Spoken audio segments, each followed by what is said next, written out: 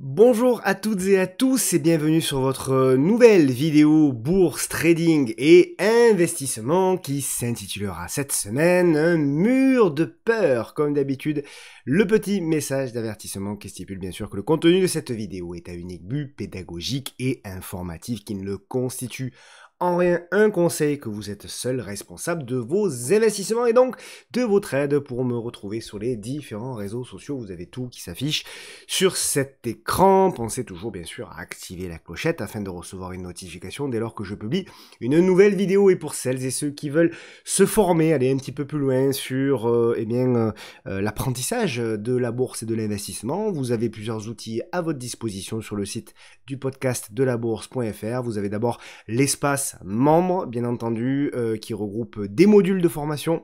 Il y a des nouveaux qui sont arrivés d'ailleurs cette semaine. Il y a plus de 800 membres qui sont actuellement en formation continue, donc du coup sur cet espace. Donc vous pouvez vous former bien sûr sur tous les sujets, hein. La bourse, la gestion privée, l'immobilier, la banque, les cryptos et également les matières premières. Voici quelques exemples de modules existants. Et puis pour celles et ceux bien sûr qui veulent aller un petit peu plus loin, nous avons nos programmes d'accompagnement prestigieux, MTT Trading Premium bien sûr, pour un accompagnement 24 heures sur 24. Et puis pour les nouveaux, ou alors ceux qui ont déjà, une expertise sur la bourse et qui veulent simplement de la veille, vous avez également notre programme MTT Découverte qui est arrivé au début de l'année, qui vous donne un accès quand même à des audios tous les soirs, à des configurations long terme et bien sûr à des vidéos exclusives tous les week-ends ainsi que des lives. Je remercie très chaleureusement l'ensemble de mes partenaires qui me permettent de réaliser ces contenus qui sont tous 100% gratuits. Trade Republic, Rutia, Pro Real Time qui est le logiciel que vous voyez au travers de toutes mes vidéos, Bitvavo bien sûr qui est le leader européen des crypto-monnaies et aucoffre.com. Et d'ailleurs, je ferai une annonce, mais je serai présent au Salon du Patrimoine à Lyon au mois de septembre, justement avec Aucoffre. Donc c'est sur 2 journées, je vous dirai, moi je serai là qu'une seule, mais je vous dirai pour notamment les Lyonnais et ceux qui sont aux alentours et qui sont intéressés pour faire un petit coucou et éventuellement aller boire un café. Je vous communiquerai la date de ma présence à ce salon. Ce serait évidemment sympa si on peut se revoir ou se voir là-bas. Cette semaine, vous avez eu une vidéo sur les cryptos. Je vous invite à aller la regarder. Les cryptos qui sont un petit peu comme les marchés actuellement sur un mois de septembre qui est relativement calme, correctif, mais encore une fois, il y a pas mal effectivement de configurations qui sont intéressantes. Je vous laisse bien sûr le lien pour aller voir. Et on passe sans plus attendre avec au programme de cette vidéo hebdo avec bien entendu un mur de peur qui résume bien, selon moi, ce titre-là résume bien un petit peu la situation actuelle que l'on vit, le monde malheureusement que l'on vit, si on est bien sûr terrien, si on est européen encore plus, et si on est français encore plus, puisque effectivement il y a beaucoup de grabuge, mais on va y revenir. On parlera bien sûr de l'actualité macro, politique, etc., comme d'habitude, assez rapidement, puisque bien sûr on a dit beaucoup de choses déjà ces dernières semaines. Il n'y a pas eu forcément énormément d'avancées, mais il y a quand même 2-3 trucs intéressants, notamment des graphiques qui, je pense, vont vous intéresser beaucoup sur la macro. Et puis bien sûr on passera à l'analyse des indices, le CAC Small, le CAC 40 et ensuite on parlera bien entendu d'un certain nombre de valeurs. Il y a beaucoup de nouvelles valeurs également que j'ai pris parmi vos suggestions. Donc on parlera de L'Oréal, Sanofi, bien entendu, Ipsos, Publicis, Dassault, Système, Euronext, Vusion Group, LVMH, Veolia, ST Microélectronique, qui est revenu un petit peu en arrière d'ailleurs, Orange, Stellantis, Kaufmann, Engie de Richebourg, Pierre et Vacances, OP Mobility, Viel et compagnie, Score, on parlera de T1 International, de Puma, ça c'est en Allemagne. On parlera également de Veto Quinol, qui est dans une configuration intéressante d'ailleurs, Walter Kluwer, Téléperformance qui est toujours en difficulté malgré le petit rebond aujourd'hui, GTT qui probablement éventuellement entame une correction, Capital Blé, l'ancien blockchain group qui est toujours également dans une configuration Délicate, Van de Velde, titre intéressant, titre que j'avais pas vu depuis longtemps d'ailleurs, Raseo, Valorec, Interparfum qui a pas trop bougé, bon on fera le point quand même, Solocal, et puis Solution 30 pour la France, on partira ensuite aux États-Unis avec Intel qui a une configuration très intéressante, Lulumon, Uber qui est un titre dont on avait parlé il y a quelques mois, notamment sur la newsletter et qui avait atteint les objectifs, Gartner, Tyson Food, Alibaba qui a breaké, on en avait parlé la semaine dernière, qui a breaké, qui est revenu faire le pullback, on regardera ça avec attention. On parlera de Peloton, on parlera également de Google qui a littéralement soutenu, avec Apple d'ailleurs, eh bien, le Nasdaq et notamment les indices américains. Cette semaine, on terminera bien sûr avec le screener trend following et les titres à suivre. Il y en a 5, pas évident en ce moment de trouver des titres à suivre, mais parmi d'ailleurs vos suggestions, j'ai trouvé des choses intéressantes.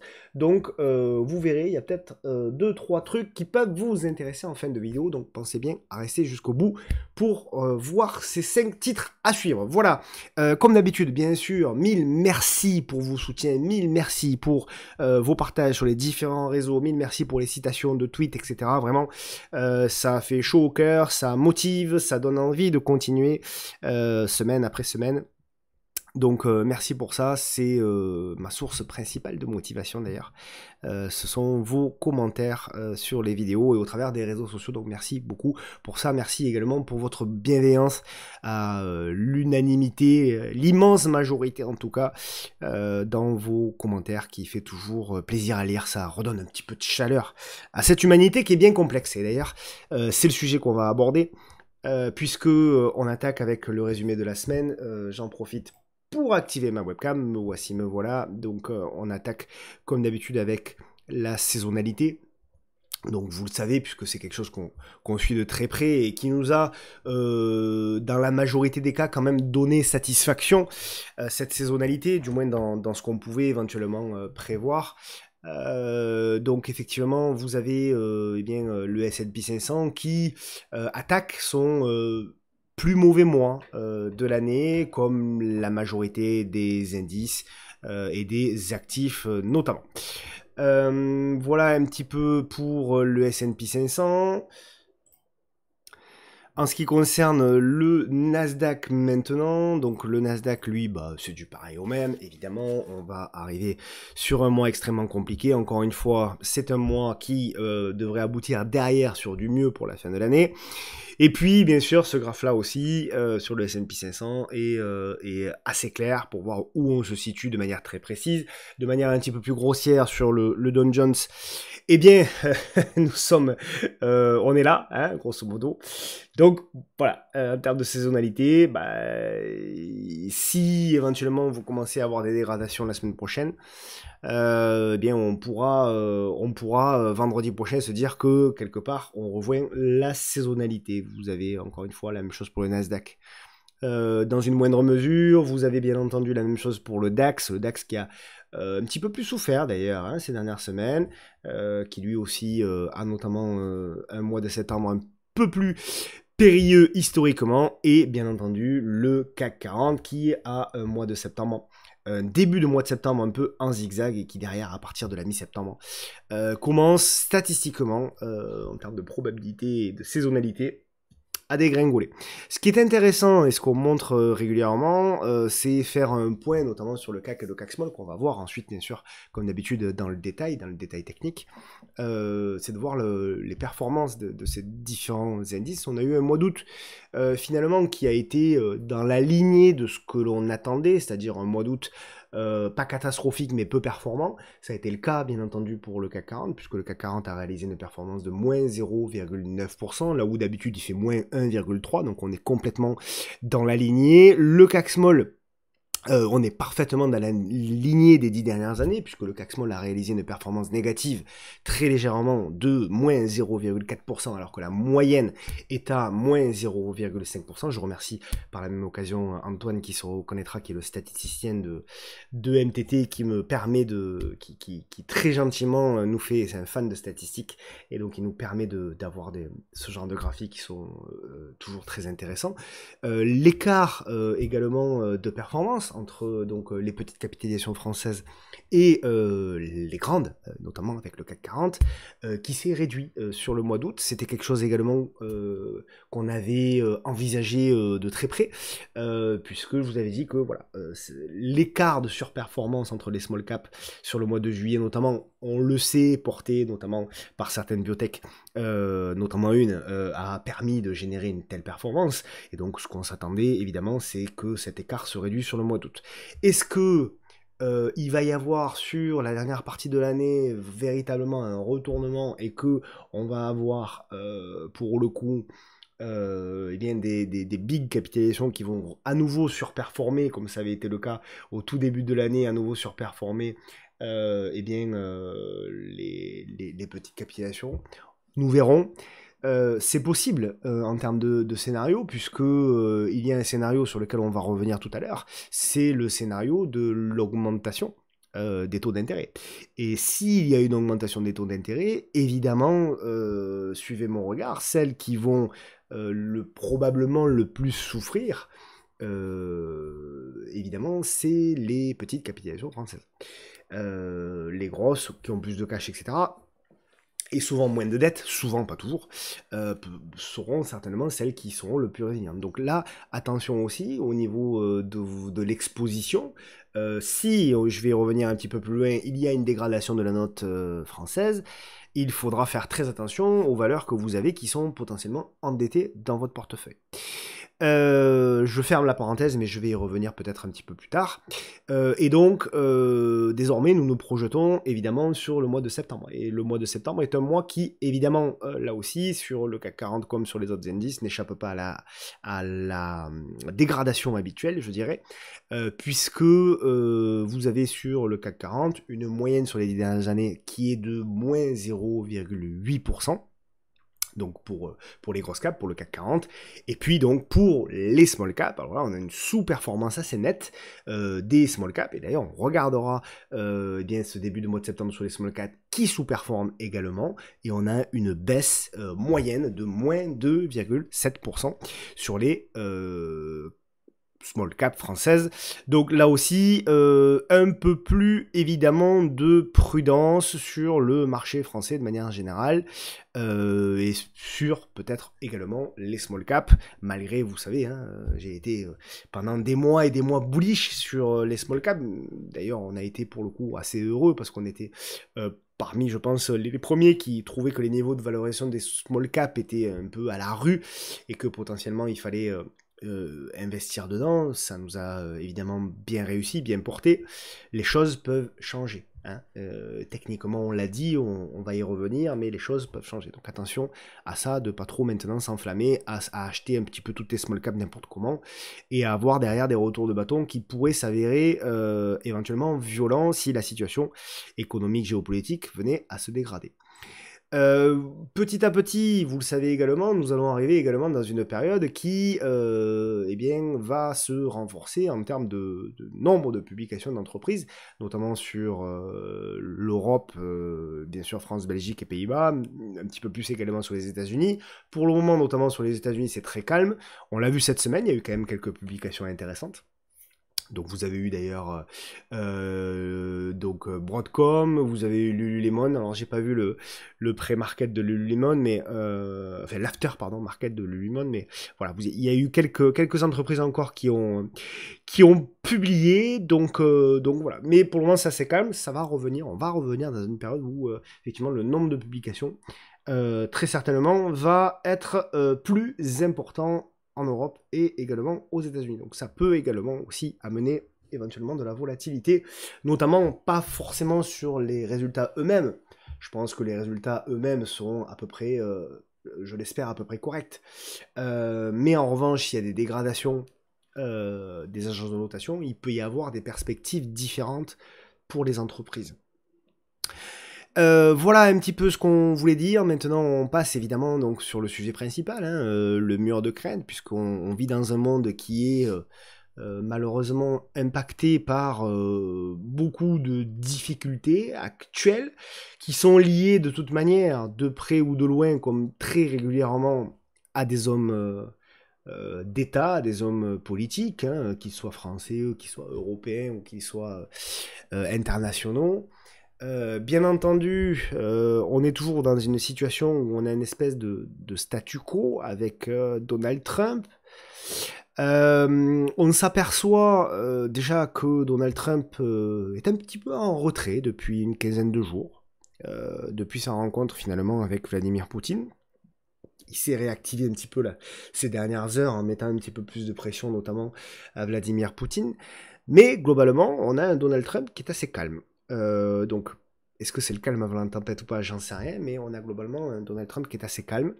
Donc voilà, on attend de toute façon, hein, c'est pas quelqu'un qui reste calme très longtemps, donc on attend ces prochaines annonces qui vont éventuellement faire bouger les marchés. On voit aussi certaines conséquence, à mon sens, indirecte des droits de douane, c'est-à-dire qu'on parle des droits de douane de Trump comme, bien entendu, quelque chose qui pénalise les différents pays, etc., etc. Mais pour moi aussi, il y a un aspect géopolitique qui est important. C'est que vous avez vu cette semaine hein, la démonstration de la Chine, hein, bien sûr, entourée de Vladimir Poutine et de Kim Jong-un, donc à Pékin, hein, puisque la Chine a célébré les 80 ans de la capitulation du Japon à l'issue de la Seconde Guerre mondiale. Un défilé militaire géant s'est tenu mercredi sur la place de Tiananmen, désolé pour mon accent, en présence de plusieurs dirigeants étrangers, dont Vladimir Poutine et Kim Jong-un. La parade était inaccessible au public, mais évidemment elle a été filmée, hein. Donc mise en scène taillée pour la télévision, pardon, et les caméras étrangères, des images frappantes et je dirais même glaçantes. Et pour moi, quelque part, les droits de douane de Trump vont peut-être aussi pousser de plus en plus à ça, à ce genre d'image-là. Donc on est dans un monde qui se fragmente, on est effectivement dans ces rapprochements voilà, entre Poutine, la Chine, pourquoi pas d'autres pays également.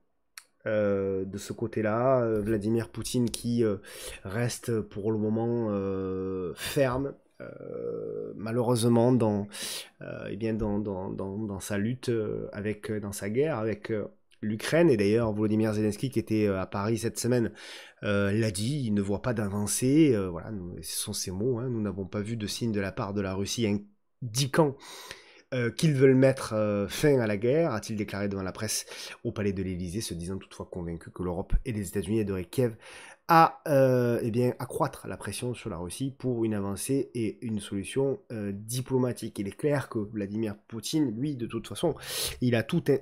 voilà, malgré tout, il avance. Certes, il a perdu beaucoup d'hommes. Je lisais qu'on parlait de 1 million de morts et de blessés en Russie, ce qui est colossal. Donc lui, au point où il en est, Vladimir Poutine, de toute façon, ça se terminera obligatoirement par des négociations et par des accords de paix. Mais évidemment, pour être le plus fort au moment des négociations, il faut qu'il avance le plus possible. Et donc lui, quelque part, il vous la montre et il va aller jusqu'au bout du bout, très certainement, dans l'exaspération, bien entendu, de Donald Trump, je pense, et des États-Unis. L'Europe, elle, bon, elle est là un petit peu en spectacle, hein, pour le moment, en spectateur surtout. Donc, est-ce qu'elle a vraiment un poids? Oui, effectivement, elle a fait ce qu'il fallait faire, hein, à mon sens, hein, par rapport à la Russie. Elle a mis des sanctions, voilà. Emmanuel Macron, et moi c'est quelque chose que j'avais apprécié, que j'avais trouvé bien, est allé aux tables des négociations en début de guerre pendant des mois et des mois avec Vladimir Poutine, hein, donc il faut pas l'oublier, il faut reconnaître ça au président de la République, qui est souvent critiqué à tort ou à raison, peu importe, c'est pas le sujet, ces dernières semaines, ces derniers mois, mais effectivement, là pour le coup, c'est quelqu'un qui a quand même beaucoup œuvré pour mettre fin à cette guerre. Notamment sur le début, pour pas qu'elle se déclenche et pour pas qu'elle s'envenime. Bon, maintenant c'est un peu trop tard. Donc ça c'est bien sûr sur le point de vue géopolitique. On espère évidemment que les choses se régleront le plus rapidement possible. Et puis nous, Français, bien entendu, hein, l'actualité, c'est évidemment le vote de confiance qui aura lieu lundi. Tout porte à croire que François Bayrou va devoir démissionner. Je lisais ce matin que commençait à répondre sur des questions sur la présidentielle de 2027. Donc voilà, bon, c'est compliqué, c'est très compliqué. La situation politique en France, elle est très compliquée. Ce que le marché, pour moi, a pricé aujourd'hui, de toute manière, c'est effectivement la démission de François Bayrou qui n'obtiendrait pas la confiance. Mais ce que le marché n'a pas pricé, pour moi, hein, à mon sens, c'est les décisions qui vont être prises par le président de la République. Évidemment, Emmanuel Macron. Donc, est-ce que le président de la République va mettre un nouveau ministre? Très certainement. Lequel? Ça, évidemment, c'est très compliqué. Si c'est quelqu'un plutôt sur la partie gauche, eh bien, ça sera pas forcément vu comme quelque chose de positif par les marchés, évidemment. Mais voilà, de toute façon, ça risque là aussi d'être un nouveau pansement sur une jambe de bois. Donc c'est compliqué.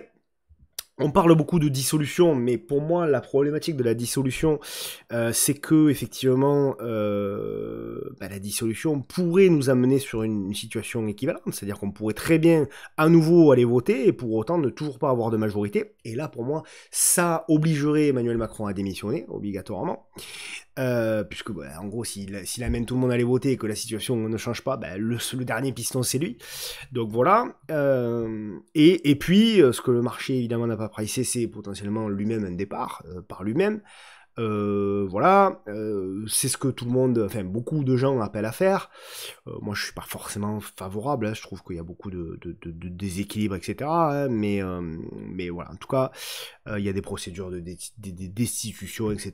Bon, je trouve que c'est pas forcément une bonne idée pour l'équilibre. Je parle bonne idée pour la bourse, hein, évidemment. Après chacun pense ce qu'il veut en termes de politique et d'avis perso, mais je parle pour la bourse, évidemment, ça engendrerait de l'instabilité. On ne peut pas le nier. Donc forcément, ce serait plutôt négatif. Alors, ce serait positif pour ceux qui veulent faire des affaires en bourse, notamment sur les marchés français, mais en tout cas, ça engendrerait de l'instabilité.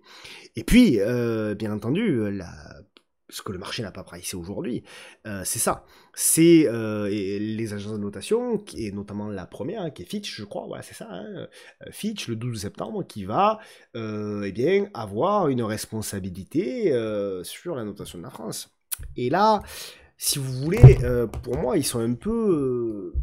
si vous voulez, Fitch, pour moi, bon, de part, je pense, les connaissances, etc., à droite à gauche, ont été plutôt cléments avec la situation. Alors Fitch, je dis Fitch, mais je dis les agences de notation de manière générale, ont été plutôt cléments avec la situation de la France, parce que, voilà, on sait comment ça se passe dans ce milieu-là. La problématique, c'est que si vous n'avez pas de gouvernement le 12 septembre en France, Fitch, en termes de réputation, à mon sens, ne va pas avoir d'autre choix que de dégrader la note de la France. Parce qu'il en va de leur réputation. Et que, en gros, si Fitch dit, non, finalement, nous on dégrade pas, c'est la foire complète, il n'y a plus de gouvernement, le Premier ministre a démissionné, la dette explose, mais on dégrade pas, en fait, il se discrédite totalement. Donc, voilà. Et puis, il peut y avoir derrière l'effet domino, puisque, effectivement, l'effet domino, derrière, c'est... d'autres agences qui vont elles également potentiellement dégrader. Il est clair que tout le monde va regarder ce que va faire Fitch. Si Fitch dégrade, eh bien, tout porte à croire que les autres vont dégrader. Et donc, conséquences bien sûr sur les taux, etc., etc., etc. Voilà, tout le jeu de domino derrière qui est très important. Donc, c'est pour ça que quand on parle de politique, et je dis bien on parle de politique, on ne fait pas de politique, deux choses complètement différentes. Évidemment que la politique, vous le voyez bien, a un effet direct sur les marchés, donc direct sur nos portefeuilles. Donc on est obligé d'avoir ces dates de vote de confiance, de dégradation potentielle de notes, etc. Parce que derrière, si on ne s'y prépare pas, on peut avoir de mauvaises surprises sur nos portefeuilles. Et ça peut engendrer de la volatilité auquel on n'était pas prêt, et derrière, des conséquences, encore une fois, malheureusement négatives sur nos portefeuilles en termes de performance, bien sûr, mais surtout en termes de psychologie. Donc, nous devons, je pense, il est de notre devoir, en tant qu'investisseur, quand même, de devoir être au courant de ça. Sauf, bien sûr, pour l'investisseur qui, lui, fait son DCA sur le CAC 40 depuis 20 ans, et qui, lui, met ses 120 euros le dernier jour du mois depuis 20 ans ou depuis 30 ans sur le CAC 40, et qui, lui, bon, voilà. Mais en général, ça c'est pas la majorité des gens qui regardent mes vidéos. En général, si vous regardez mes vidéos et si vous êtes sur cette partie macro en train de m'écouter, c'est que vous avez, et je vous en félicite, de la curiosité qui va au-delà d'un simple DCA sur un tracker indiciel. Et donc, au-delà même de la bourse, ce qui est intéressant, c'est pour notre culture perso. Moi, si je parle d'économie, c'est parce que ça m'intéresse. Voilà, je suis pas économiste, je suis pas expert. Voilà, je suis juste un passionné qui partage voilà, ce que je ressens et comment je vois les choses, c'est tout. Et potentiellement les conséquences que cela peut avoir sur nos portefeuilles. Donc évidemment, en termes de saisonnalité, là aussi, il y a beaucoup de graphiques qui sont intéressants, puisque sur le S&P 500, on le voit, le mois de septembre a été, eh bien, voilà, parmi les pires mois de l'année.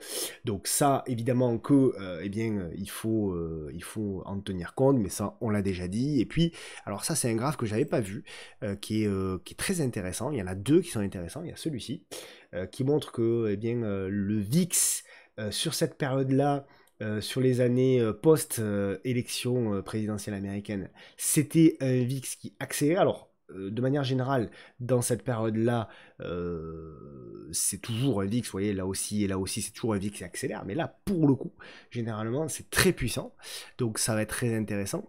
Et alors, ce qui est très intéressant aussi, vous savez que depuis longtemps, je vous parle de ce scénario de range sur les indices américains qui pourrait durer peut-être des mois et des mois, avec du zigzag, un coup on fait un nouveau plus haut, puis derrière on repart à la baisse, puis on remonte, etc. Voilà, une espèce de range comme ça, de consolidation de moyen long terme.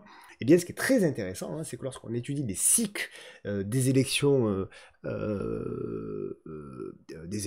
américaines, hein, un cycle de 4 ans hein, sur un mandat présidentiel, donc celui potentiellement de Trump.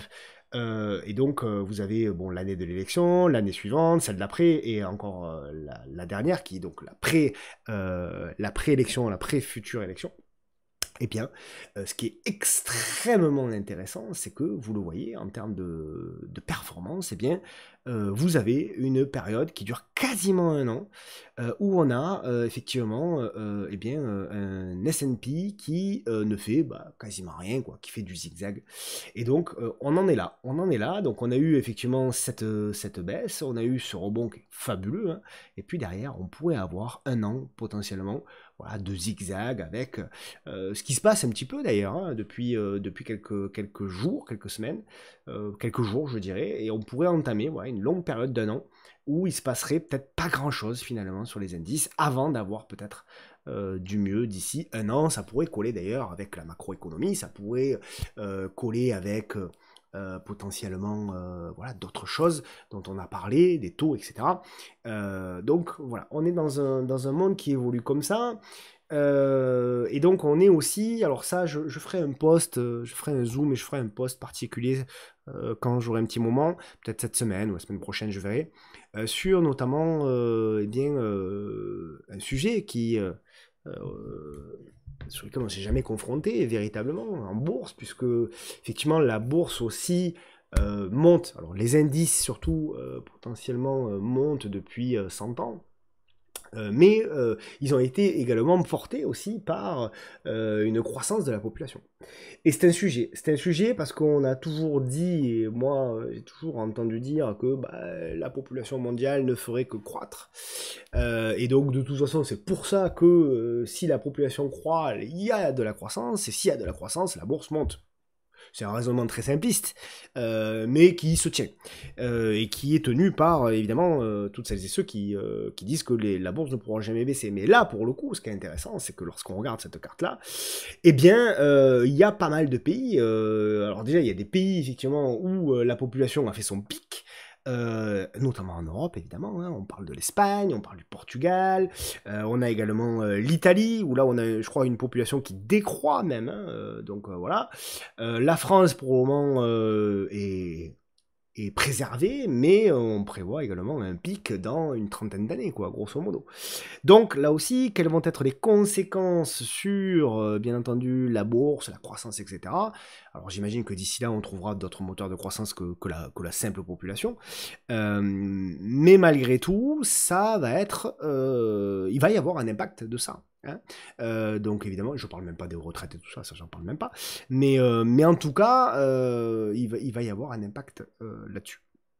Donc voilà, hyper intéressant. J'essaierai de gratter un petit peu plus et de vous faire un article un petit peu plus explicatif sur ce visuel de visuel capitaliste qui est toujours des visuels qui sont extrêmement précis, extrêmement intéressant. Cette semaine, eh bien, vous avez, alors je crois que c'est dimanche, je sais plus quand est-ce que je l'ai programmé, je crois que c'est dimanche. Vous avez donc le suivi du portefeuille Forteresse qui a été très stable cet été. Voilà, il a quasiment pas bougé cet été, donc il est toujours vert, mais il n'a pas forcément progressé énormément. Donc on le sait, hein, c'est un portefeuille qui est fait pour être stable. L'objectif de ce portefeuille, c'est bien entendu de générer une performance qui ne sera pas à la hauteur, de toute façon, a priori, bien entendu, de Nasdaq, ou etc.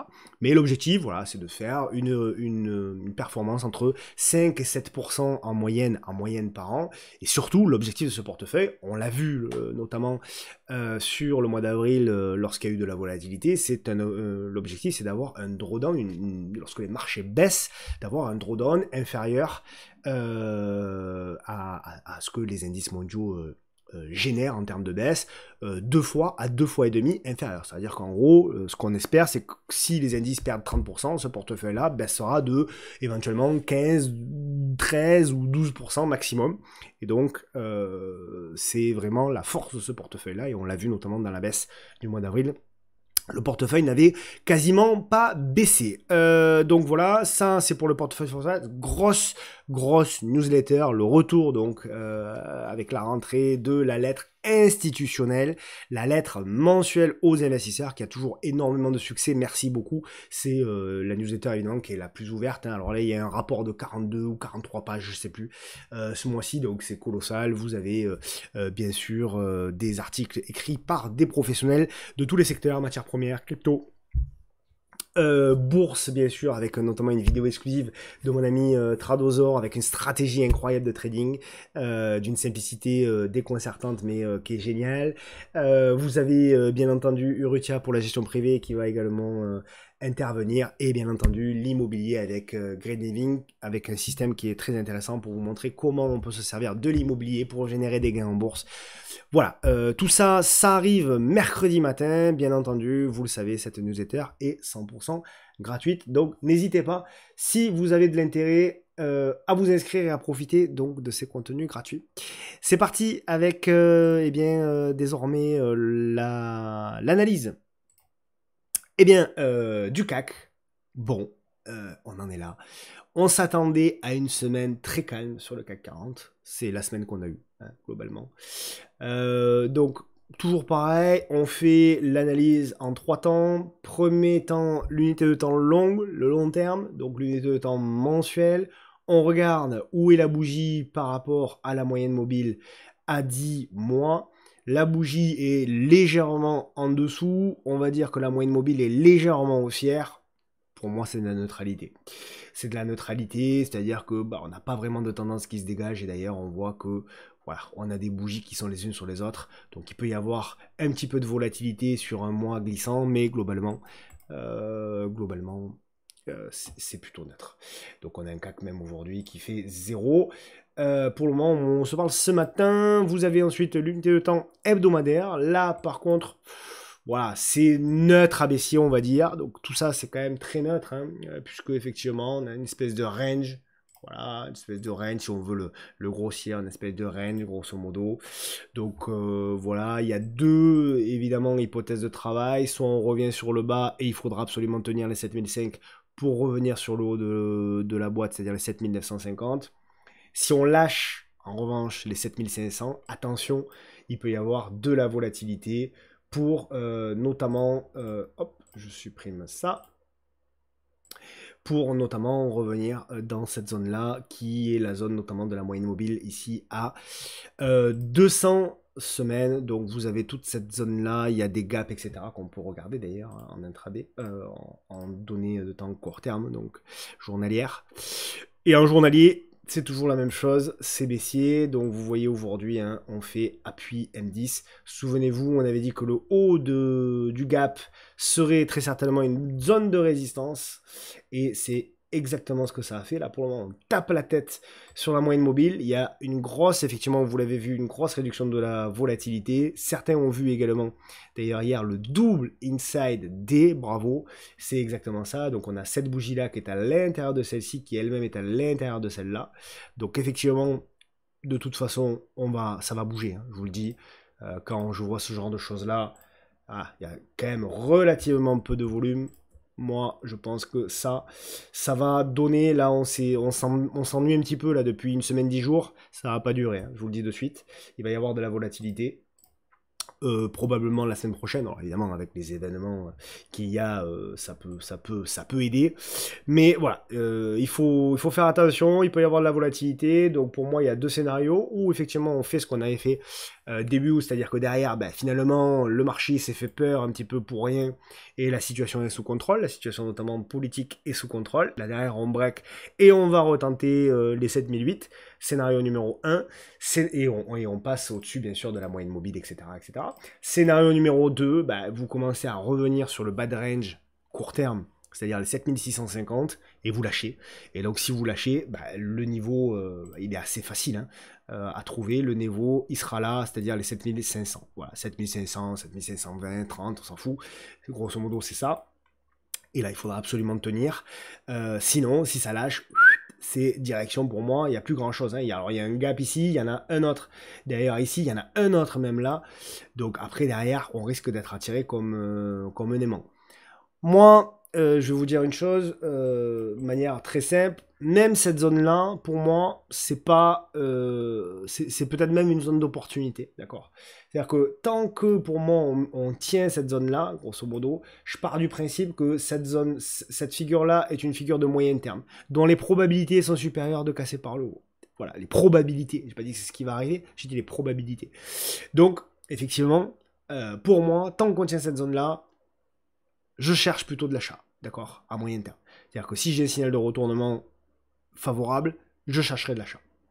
En revanche, si on commence effectivement à passer sous les 7005, là par contre faites gaffe les amis, parce que là on peut avoir de vraies dégradations, et là il faudra pas anticiper les scénarios. On peut très bien avoir, comme on a eu ici, c'est-à-dire derrière, une installation, une fausse cassure comme on a eu, une congestion, et derrière revenir là-haut. C'est d'ailleurs peut-être mon scénario préféré, entre guillemets, parce que là, ça nous permettrait effectivement d'acheter quelques actions qui sont revenues sur des premiers niveaux de support. Évidemment, la performance des indices américains va aussi être déterminante. Si vous avez les indices américains qui tiennent, bon, il y a des chances que cette zone soit achetée. Si les indices américains commencent à consolider et à rentrer en correction, là par contre ce sera une faiblesse, et le marché français, même si tout n'est pas forcément très lié, mais malgré tout, ça ne va pas l'aider. Donc voilà mon avis. Sur le CAC Small, pareil, vous le connaissez mon avis, vous avez dit, voilà, faites attention, on est sur des plus hauts, etc. Vous connaissez le graphe mensuel, vous disiez, voilà, précédemment, à chaque fois qu'on a cassé le top, derrière on a eu des consolidations, on a cassé le top, derrière on a une consolidation, et vous avez dit, tout porte à croire qu'on ait également une situation similaire. Voilà. Et je pense qu'on en est là, sur le CAC Small. Voilà.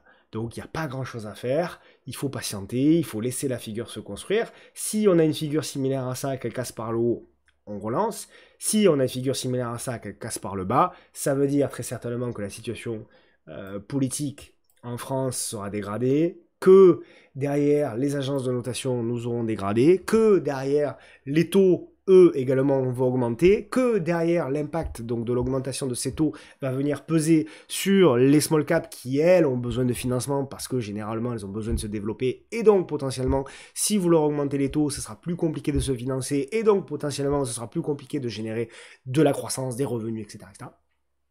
Voilà, c'est là le raisonnement. C'est pour ça que malheureusement, je dis bien malheureusement, la politique a un impact direct pour le coup sur les marchés, et pour le coup, puisqu'on est dans l'actualité, va avoir un impact direct sur les marchés français. Donc voilà ce que je voulais vous dire pour un petit peu cette introduction macro, et puis donc sur l'analyse des indices un petit peu qu'on regarde de près. Maintenant, On va parler donc bien sûr des valeurs. Je vais essayer de vous mettre au maximum des données de temps mensuelles, parce que pour moi c'est ce qui est important. Donc sur L'Oréal d'abord, moi L'Oréal, bah, j'ai toujours le même avis. Alors je sais ce que certains vont me dire. Certains voient une figure de sommet sur L'Oréal, notamment celle-ci, évidemment, notamment une épaule potentielle, tête et épaule. D'ailleurs, vous avez eu la même, je crois, sur LVMH. On la verra tout à l'heure, mais je crois que c'était LVMH, oui. Qui ressemble aussi à celle qu'on a vue par exemple sur des titres comme Novo, hein, Novo Nordisk. On avait parlé de cette épaule tête-épaule sur les sommets. Et puis derrière, voilà, il y a eu tout ce qu'il y a eu comme baisse. Alors je dis pas que pour moi c'est trop tôt, hein, bien entendu. Une épaule tête à épaule, il faut qu'elle soit validée par la cassure de la ligne de cou, etc., etc., etc. Donc voilà. Mais oui, en effet, elle y est pour le moment. Elle est en construction, elle existe. Et oui, vous avez une zone de résistance là. Et oui, si derrière on a un signal de vente, il faudra faire très attention, bien entendu, pour L'Oréal. Donc moi, je ne suis pas acheteur sur L'Oréal, ni là, ni là, ni là. Éventuellement, si on revient sur la zone des 300, et puis si finalement la ligne de coup se déclenche et qu'on casse par le bas, bah, vous faites un report, hein, vous faites un report, et à quelque chose près, à mon avis, je n'ai pas regardé, mais à mon avis, à quelque chose près, voilà, on va retomber sur la zone qui va vraiment m'intéresser moi, c'est-à-dire les 150 à 200 euros. Alors j'entends déjà les fans de L'Oréal qui vont me dire non mais c'est pas possible, on peut pas aller si bas, etc. On verra. Moi je suis pas capable de prédire l'avenir. Par contre, ce qu'on est capable de faire, c'est de nous y préparer. Donc préparons-nous à ça, au cas où, mettons nos alertes, etc. Le jour où, si éventuellement il y a une chance sur 100, L'Oréal va là, et bien à ce moment-là, on profitera pourquoi pas, de cette opportunité. D'accord? Sanofi qui est revenu en arrière après le rebond, il n'y a pas grand chose à dire sur Sanofi. Donc voilà, il y a cette zone-là, voilà, qui est toujours pour moi quand même une zone intéressante. Lorsque vous regardez un petit peu, voilà, un support oblique, vous avez ce support-là qui est plutôt pas mal. Celui-là, le problème c'est qu'on a fait un petit peu le pullback, donc pour moi, le marché est plutôt en train de voir celui-ci. Donc il y a deux zones, hein. De toute façon, elles n'ont pas vraiment changé. Donc vous avez toujours cette zone-là d'accumulation. Allez, si on prend un peu large, des 69 jusqu'aux 76 euros. Et par contre, voilà, pensez bien à garder un petit peu de cash, parce que si on a une baisse supplémentaire sur Sanofi, il y a une deuxième zone entre les 40 et les 48 qui peut être une zone de renfort qui serait intéressante. Je vous montre pas le graphique en données hebdo journalières, parce que pour moi c'est plus de l'investissement sur Sanofi que du trading. Ensuite vous avez Ipsos. Alors Ipsos, voilà, je m'étais fait, je le dis, je m'étais fait défoncer sur Ipsos lorsqu'on était sur les sommets, c'est-à-dire au-dessus des 65, et je disais voilà, moi Ipsos je suis plus acheteur, je serai acheteur minimum première zone si on revient sur le haut de range là qui était ici. C'est-à-dire la zone, je vous avais mis ici, la zone des 32,50 €, qui est la zone centrale. Après, un peu plus haut, un peu plus bas, c'est à vous de voir. Et pareil, comme L'Oréal, c'est pas possible, ça peut pas baisser de 53%, Ipsos ne peut pas... Et puis Ipsos l'a fait. Ipsos l'a fait en quelques... Alors j'allais dire en quelques mois, oui, quelques mois, hein, en un an, un peu plus d'un an, Ipsos a baissé de plus de 50%, et Ipsos revient sur une première zone. Donc, pour celles et ceux qui veulent acheter du Ipsos, alors c'est marrant parce que tout le monde disait quand elle était là, elle reviendra jamais là, sinon ce serait l'opportunité du siècle, et je suis sûr que là vous regardez, vous dites, ouais, pas sûr que ce soit une opportunité. C'est ce qu'on appelle la psychologie des foules. Mais moi, je dis que pourquoi pas. Pourquoi pas. Donc dans cette zone-là, mais à condition, là aussi, de prévoir un renfort au cas où. Au cas où. Donc aux alentours des 32, aux alentours des 15, ça vous fera un prix selon comment vous arrangez autour des 25, 24, 25 sur Ipsos. C'est un prix d'achat, je pense, intéressant. C'est, voilà, quelque part, ce qu'on avait notamment eu ici en 2001 ou ici en 2005. Donc voilà, je considère que pour un portefeuille long terme, c'est quand même plutôt pas mal. Et moi, c'est une boîte que j'aime bien, Ipsos. Voilà. Après, évidemment, à vous d'aller faire, comme d'habitude, votre recherche et voir si éventuellement c'est quelque chose qui vous plaît ou pas. Ensuite, on a du Publicis. Publicis, elle est là. Donc Publicis, alors décidément celle-là je la loupe, je fais que la louper. Mais j'ai pas encore ma zone. Alors il faut voir Parce que j'ai ce support oblique là, vous voyez, de long terme là, qui est pas mal. Voilà. Si je suis un peu gourmand, en gros, là, on pourrait confondre d'ailleurs, hein, on pourrait confondre les deux zones si on est un peu plus large. Voilà. Peut-être que on peut confondre la zone voilà, un peu aux alentours des 70 jusqu'aux 60. Vous avez grosso modo 10 € de zone d'accumulation pour moi, qui serait quand même assez intéressante.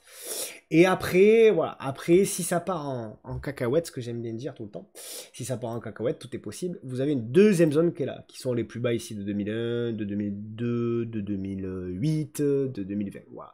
Bon, ça me paraît loin, mais voilà, prévoir quand même. Donc, grosso modo, zone d'accumulation entre les 60 et les 70, et deuxième zone d'accumulation entre les 16 et les 23. Donc là, il faudrait quand même hein, que les marchés se cassent sérieusement la gueule pour pouvoir... voilà. Mais c'est une belle zone, voilà, c'est une belle zone déjà, celle-là. Je trouve que ça peut avoir du sens. Donc pour le moment, on n'y est pas. Donc je préfère patienter pour le moment. J'essaye de rien oublier parce que à chaque fois j'en oublie. Je m'excuse d'ailleurs à chaque fois. Des fois j'en oublie une, des fois deux, des fois trois. Donc L'Oréal, c'est fait Sanofi, Ipsos, Publicis, Dassault Systèmes, donc qui est la cinquième, DSY. Donc j'ai pas grand chose à dire. On tente un petit peu voilà, de stopper. Donc il peut y avoir du rebond, hein, bien entendu. Hein, il peut y avoir du rebond sur Dassault Systèmes. Mais voilà, globalement, la zone que j'attends maintenant, c'est ici, la deuxième zone. Voilà, il y avait une première zone qui était intéressante par là, mais elle n'a pas tenu. Donc voilà, il faut accepter aussi. Et là, c'est pareil. Même si vous avez été un peu agressif sur la première zone aux alentours des 31, ben, vous attendez tranquillement la deuxième.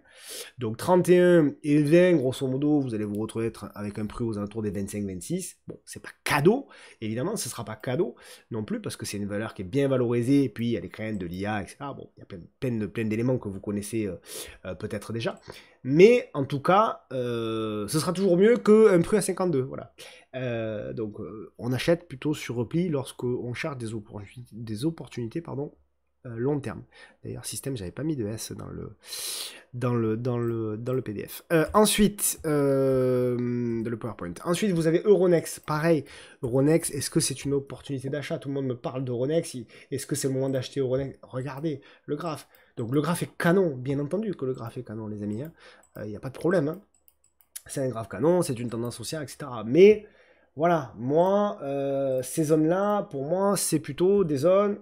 Voilà, c'est plutôt des zones sur lesquelles, voilà, donc on peut continuer de monter. D'ailleurs, ça c'est plutôt une figure corrective, hein, d'ailleurs. Donc on peut continuer à monter un peu, mais le potentiel pour moi il n'est pas énorme. Donc je vous montre pas de zone, on verra, mais globalement j'imagine que vous pouvez avoir une zone qui peut être par là, qui peut être une première zone intéressante, une deuxième zone par là, on verra. Mais pour le moment, c'est un mouvement correctif. Donc ça, c'est pour l'investisseur, hein, d'accord? Pour le trader, bon, ben pour le trader, effectivement, on est pour moi sur une figure, voilà, une figure un peu comme ça, voilà, probablement. Voilà, peut-être comme ça, peut-être même qu'on peut, voilà, pour les traders un peu agressifs, on peut essayer de tenter la cassure éventuellement pour retourner chercher un nouveau plus haut. Mais c'est du trading, voilà, c'est deux choses différentes. D'accord? Donc voilà, n'oubliez pas ça. Donc pas la peine de se jeter tout de suite peut-être sur Euronext. Ensuite, vous avez du Vision. Alors, c'est une valeur qui a toujours été bien valorisée, hein, Vision. Donc voilà, c'est une très belle valeur. Moi, j'ai jamais été grand fan, pour être tout à fait sincère avec vous.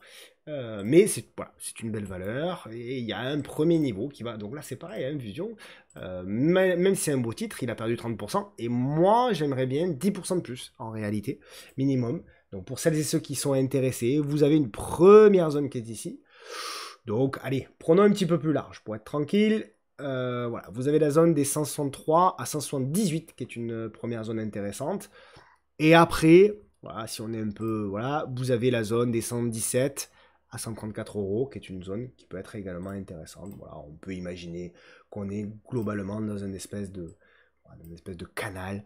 Donc éventuellement, bas de canal peut être intéressant pour commencer à entrer. En tout cas, je préfère que vous commenciez à accumuler aux alentours des 75 plutôt que vous commenciez à accumuler aux alentours des 274 €. Ensuite, nous avons évidemment LVMH. Alors LVMH qui, voilà, vous savez ce que je pense du secteur du luxe. On en a beaucoup parlé. Je vous ai dit, voilà, pour moi que c'est fou parce que on était dans cette figure-là. Et on disait, voilà, cette figure-là, c'est pas mort. Tout le monde disait LVMH, c'est mort, etc., etc. On dit non, c'est pas mort. LVMH, c'est pas mort. Elle est toujours dans la figure, etc. Il faut regarder le rebond. Et après, une fois qu'on a fait la cassure, tout le monde dit, ah ben ça y est, ça va repartir aux ATH. Les choses doivent aller chandelier après chandelier. Ce que je veux vous dire, comme je le dis régulièrement, le retournement n'a lieu qu'à partir du moment où vous avez notamment la moyenne mobile ici à 200 jours qui est potentiellement en train de s'aplatir et que vous avez LVMH qui construit au-dessus et là qui casse par le haut et là vous pouvez parler éventuellement de retournement. Mais ça, ce n'est que du rebond. Alors c'est un très beau rebond, entre les plus bas et les plus hauts, vous avez plus de 20%. C'est un très beau rebond, c'est pas le sujet. Mais il ne faut pas confondre un rebond technique avec plus. Donc là, on a fait cette figure-là, on l'a cassée, on fait le pullback très bien. Maintenant, ce qu'on va observer sur LVMH, c'est quelle va être sa capacité, à partir de la semaine prochaine ou la suivante, à tenir ici, à congestionner et à fabriquer la fameuse petite figure. Petite figure qui éventuellement relancera pour aller chercher, pourquoi pas, la M200. Mais même si on fait ça d'ici mi-octobre, ce ne sera toujours pas un retournement de tendance. Toujours pas. D'accord ? Donc voilà, pour moi, à ce stade, voilà, je considère que de toute façon, là où par contre il va falloir faire vraiment attention, en revanche, sur le VMH, c'est si on pète ce support en bleu. Si vous commencez, tant que vous revenez voilà, dans cette zone, vous construisez un peu plus haut, un peu plus bas, vous tenez la zone. Alors, je peux vous donner un chiffre, hein, la zone des 460, allez, 470, tant que vous arrivez à tenir cette zone-là, tant que vous arrivez à construire dans cette zone-là, à maintenir les vendeurs, etc., ça va, globalement, ça va pour les VMH. En revanche, si vous commencez effectivement à passer sur les 460, là, attention, parce que derrière, il n'y a plus grand-chose jusqu'au 350. Pour moi, voilà, 350, 360, cette zone-là qui est quand même une belle zone également. Voilà, donc c'est là aussi toujours où il faut essayer, dans la mesure du possible, de faire la part des choses. Donc on est toujours dans une tendance baissière, toujours. Hein. D'ailleurs, vous regardez la moyenne mobile à 10 mois, d'accord? La moyenne mobile à 10 mois, depuis ici, septembre 2023, elle est baissière. Là, on s'est fait un petit truc, mais sinon, elle est baissière. Et voilà, et pour le moment, ben voilà. Et effectivement, c'est, je sais plus quel titre, on parlait de l'épaule tête-épaule, j'ai oublié. Peu importe. L'Oréal, c'était L'Oréal. Et bien là, effectivement, voilà, effectivement, l'épaule, elle est là, la tête, elle est là, et potentiellement, l'épaule, elle est là. Et là, pour le coup, c'est le cas de le dire, la ligne de coup, elle a été cassée. Et c'est cette ligne de coup qui peut éventuellement faire résistance. Et là aussi, bon, ben, si on projette les objectifs potentiellement d'une épaule, tête et épaule, c'est-à-dire cassés, hein, c'est-à-dire les objectifs baissiers, hein, là ça fait un peu peur. Ça fait un peu peur. Voilà, ça fait un peu peur. Alors, soyons un peu plus prudents, peut-être reportons seulement l'épaule, qui est déjà un premier objectif. Hein. L'épaule, c'est en général plus l'objectif qui est généralement atteint. Ben voilà, ça nous projette très clairement sur la fameuse zone des 370. Donc voilà, attention quand même, attention. Là aussi, évidemment, le contexte politique, géopolitique, surtout politique, va avoir de l'importance. C'est vrai que LVMH comme Kering notamment, hein, a beaucoup porté le CAC ces dernières semaines. Mais elle l'a porté dans un rebond technique. Un peu plus profond, mais quand même dans un rebond technique. Kering est plus forte. Kering est plus forte. D'ailleurs, Kering gagne 1,44% ce matin. Ok. Donc voilà pour LVMH. On passe maintenant à Veolia. Alors, Veolia, c'est un graphe qui, vous avez dit, m'intéressait, moi, à titre perso, en mensuel notamment. Parce que on est dans un canal haussier. Alors, un canal haussier qui est dessiné depuis... Alors, le parcours est un peu chaotique, hein, avec notamment 2003, un parcours exceptionnel, derrière une chute exceptionnelle tout autant. Et puis, voilà, derrière, on consolide dans une espèce de canal mensuel. Et vous avez dit, voilà, il y a deux hypothèses de travail. Première hypothèse de travail, on break ici la zone en rouge, et derrière, pouf, on fait une accélération peut-être similaire à ce qu'on avait vécu précédemment. Ou alors, deuxième hypothèse, deuxième scénario, on revient sur le support oblique. Et donc, actuellement, c'est le deuxième scénario qui est ici. que l'on vit. On a un petit marteau mensuel qui apparaît, le mois n'est pas terminé, mais ça se regarde. Ça se regarde, voir si on a la capacité là-dedans de construire quelque chose. Voilà, pour éventuellement relancer et éventuellement breaker. Et là, on peut prendre position. Par contre, si ce support oblique, effectivement, en pointillé là, lâche, hop, je nettoie un peu de ça, si ça lâche, derrière, par contre, on peut avoir une baisse beaucoup plus marquée pour revenir notamment dans cette zone-là. Donc on verra, c'est-à-dire le bas du canal long terme, du canal haussier. Vous allez avoir d'ailleurs la moyenne mobile mensuelle qui va arriver très certainement 200 mois ici. Donc éventuellement, si ça lâche, on peut avoir un retour par là. Ok. Donc pour le moment, on est quand même globalement observateur, mais ça m'intéresse, moi c'est une valeur qui m'intéresse. ST Micro qui est revenu en arrière et se relance un petit peu aujourd'hui. Donc voilà, mais on est quand même dans la construction.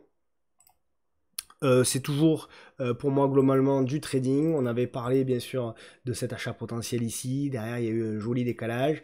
On est revenu faire le pullback. Derrière, on a la correction. Bon, voilà, il n'y a pas grand-chose à dire non plus. C'est un peu voilà, ce que je vous disais. Il va falloir, pour vraiment relancer la tendance, il va vraiment falloir breaker tout ça et construire.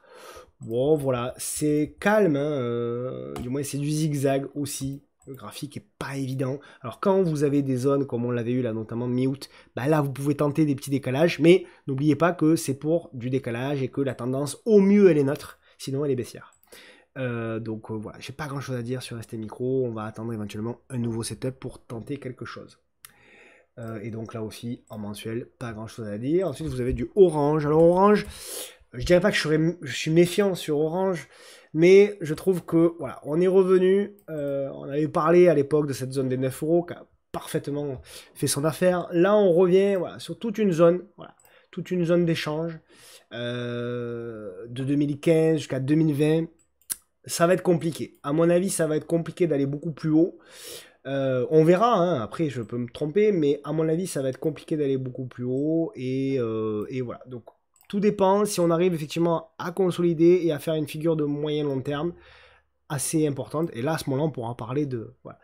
Mais à ce stade, en tout cas, je ne suis pas acheteur sur Orange. Ce qui serait vraiment intéressant, en revanche, dans justement ce scénario de consolidation, ce serait... Voilà, vous voyez, il y a une zone ici de... Hop, alors ça, je vais le mettre en... peut-être en faible. Ce qui serait bien, en revanche, ce serait qu'on ait une consolidation par là, et que là, à partir de là, on ait une construction. C'est-à-dire qu'on revienne sur les plus bas ici de 2015, les plus hauts ici de 2022, les plus hauts ici de 2023. Donc là, on s'appuie aux alentours des 12 euros. 12 euros, ça peut être une belle zone à suivre pour éventuellement relancer Orange. Ok ? Voilà. Trading, je vous la montre pas, il n'y a pas grand-chose. Stellantis, bon, qui tente du rebond, c'est toujours compliqué. On est toujours dans la zone, hein, ça fait des mois qu'on tient ce support oblique. Pour le moment, on ne le lâche pas. C'est le positif. Il y a une réduction de volatilité. Aujourd'hui, on tente, encore une fois, de relancer. Voilà, on en est là. Si je zoome un petit peu plus, voilà, c'est compliqué. Il y a ce biseau descendant, on l'a tenté, on l'a cassé. Là, on revient s'appuyer. Voilà, c'est difficile. On avait parlé de Renault la semaine dernière, c'est difficile. Pour moi, le retournement, pas le retournement, le rebond technique un petit peu plus, il sera seulement au-dessus des 9 euros. Alors, il va passer au-dessus des 9 euros, on revient tester la M200 et on revient éventuellement tester cette oblique ici que je vais d'ailleurs mettre en rouge. Voilà. Mais voilà, pour le moment, ce ne sont malheureusement pour Stellantis que des rebonds techniques. Moi, je la suis de près parce que je trouve que quand même elle est très massacrée. Mais pour le moment, et il y a des raisons à ça, bien entendu, pour le moment, le marché n'en veut absolument pas. Donc ben, il faut patienter. Hein. Kaufman, elle est ici, Kauf. Donc voilà, là pareil, à l'image de Nexity qu'on a vu la semaine dernière, il y a un petit peu plus de volatilité. Bon, le titre a baissé de 24% en quelques mois. Est-ce que c'est une opportunité? Pour moi, la réponse est plutôt non. Quels sont les niveaux d'opportunité long terme qui peuvent éventuellement être intéressants si vous voulez du Kaufman en portefeuille? Si vous voulez du Kaufman en portefeuille, vous n'êtes pas obligé. Hein. Eh bien, vous avez cette première zone. Pourquoi pas, entre les, allez, on va dire 18 euros et les 20 euros, qui peut être une zone d'opportunité. Et ensuite, ne pas omettre que si ça se dégrade, on a une deuxième zone de très long terme qui sera en dessous. Voilà. Bon, il va falloir évidemment qu'il y ait une grosse dégradation, hein. Mais tout est possible, donc on fera attention, on n'en est pas là. Déjà, cette zone-là, ce sera pas mal du tout. NJ qui est revenu en arrière, mais pas assez encore. Donc on se souvient hein, de ce parcours formidable. On commençait à s'y intéresser déjà à la fin de l'année dernière, notamment au mois de novembre. Derrière, alors, ça paraît peu, mais pour NJ c'était énorme, hein, puisque le titre avait gagné 38%, dividende non inclus. Et puis derrière, voilà, je vous avais dit, voilà, moi ce que j'attends, c'est le repli dans cette zone-là, qu'on n'a pas encore touché. Donc pour moi, voilà, pour moi c'est pas encore le moment idéal. Donc voilà, j'attends toujours un repli entre les 16 et les 17 euros. On a fait un plus bas à 17,18, donc j'attends un petit peu plus, je suis un petit peu plus gourmand, plutôt voilà, dans la zone des 16,5. Zone des 16,5, si on a une réduction de volatilité en unité de temps journalière, alors oui, on pourra éventuellement avoir quelque chose d'intéressant. Mais là, je ne l'ai pas encore. Donc c'est là-dedans, moi, que je veux. Voilà, c'est là-dedans. Je veux, derrière le rebond, une nouvelle attaque, un nouveau plus bas, une grosse congestion. Et là, derrière, on tente un achat avec éventuellement une invalidation en dessous, ou un peu plus large, tout dépend. Votre unité de temps, votre horizon, votre profil, et évidemment beaucoup de choses. Ok. De Richebourg, je vais juste vous la montrer. De Richebourg en mensuel, ça suffit très largement. Donc de Richebourg est revenu tout simplement sur son oblique. Donc voilà, ça a réagi un petit peu. Il y a eu un rebond de 8-9%, c'est pas mal pour les intradéistes. Mais voilà, on est toujours... alors c'est pas mal, hein, ça reste, le graphique n'est pas encore totalement dégradé, mais ça peut mettre un petit peu plus de temps. On voit le retournement, donc ça peut mettre, là aussi, vous pouvez avoir une congestion qui peut durer encore peut-être jusqu'à la fin de l'année, voire même le début de l'année prochaine, avant, je l'espère, de breaker tout ça et de relancer. Vous invalidez tout ça à partir du moment si vous repassez sous les 4 euros, il faudra faire extrêmement attention à De Richebourg. VAC, alors, VAC, on avait proposé un achat qui ne s'est pas déclenché de mémoire. Bon, je vous la mets en daily, ça sera plus simple, parce qu'effectivement le graphe mensuel n'a pas forcément énormément de sens. Donc voilà, on était donc dans cette zone-là, résistance, résistance, résistance, on a breaké, on est venu faire la congestion, voilà c'est ça. Et, on avait proposé un achat, notamment au-dessus des 1,71 euros, achat qui n'a jamais été déclenché. Donc voilà, et cette figure malheureusement a cassé par le bas, évidemment pour les raisons aussi que vous connaissez. Donc elle a cassé par le bas, on tente un rebond, voilà, pour le moment c'est dégradé, il n'y a plus grand chose à faire, il faut patienter encore, qu'on ait une nouvelle figure du coup, donc ça on peut l'enlever et on va patienter, voilà. On va patienter, on va attendre une nouvelle figure, il est possible qu'on ait une figure qui sera finalement beaucoup plus large. Voilà, on peut avoir une figure beaucoup plus large. Ça, je ne sais pas ce que veut le marché. Mais en tout cas, voilà, c'est ce qu'on va attendre désormais pour un petit peu plus. Et si on a ça, à ce moment-là, on prendra une position à la cassure d'une réduction de volatilité, exactement comme on voulait le faire il y a quelques semaines. Donc, on patiente encore. Tant que cette figure la tient, on peut avoir espoir, d'accord ? À partir de quand on peut être un peu plus inquiet? Alors, c'est volatile, hein, et assez erratique hein, quand même, Pierre et Vacances. Donc, c'est difficile à dire. Tant que, alors à court terme, tant que vous restez au-dessus des 1,40€, ça va. Et par contre, à moyen long terme, je dirais en dessous des 1,20€, là par contre, il faudra faire gaffe. Voilà. Mais on y reviendra, vous le savez, c'est une valeur pour laquelle j'ai un petit peu d'affection, donc ça ne me dérange pas d'y revenir régulièrement. OP Mobility, j'ai toujours un petit peu le même avis. Pour moi, on est sur une zone où, effectivement, c'était une zone de polarité, c'est-à-dire une zone qui avait fait support ici, support là, résistance, résistance. On l'a cassé, on refait le pullback, ça m'intéresse. C'est une valeur qui m'intéresse aussi. Donc voilà, on a fait d'ailleurs le setup du FOFO breakout. On avait parlé d'ailleurs d'une éventuelle cassure hein, des 13,96 €. Bon, je ne sais plus si c'est ici ou sur NTT, peu importe. En tout cas, cette cassure-là, pour le moment, elle n'a pas eu lieu. Potentiellement, on peut avoir aussi un range. Hein. Mais en tout cas, voilà, cette zone-là, elle m'intéresse. Et je suis curieux de voir ce qu'on va faire. Donc, j'aurais pu d'ailleurs le mettre dans le titre à suivre. Mais voilà, on va regarder un petit peu le comportement de Oppo Mobility les prochaines semaines, ça peut être intéressant. Via les compagnies, alors là, je suis désolé, complètement passé à travers de Via les compagnies, je l'ai pas vu du tout, ni dans mes screeners, ni rien, pourtant c'est typiquement le genre de graphique que j'adore, mais je l'ai pas vu. Je l'ai pas vu, bon ben voilà, ça fait partie de... Voilà, des fois on passe au travers. Est-ce qu'il y avait peut-être... Je pense qu'il n'y avait pas assez de liquidité au moment où on a commencé à breaker. Bref, en tout cas, ouais, il y avait des opportunités. Il y avait des opportunités sur les compagnies, même récemment, hein, avec notamment la cassure. Là, on fait le pullback, donc à voir. Mais ouais, j'ai pas grand-chose à vous dire. Franchement, j'ai pas grand-chose à dire. C'est très haussier, il n'y a rien à dire. Investir maintenant sur Via les compagnies, ça me semble un peu trop tard.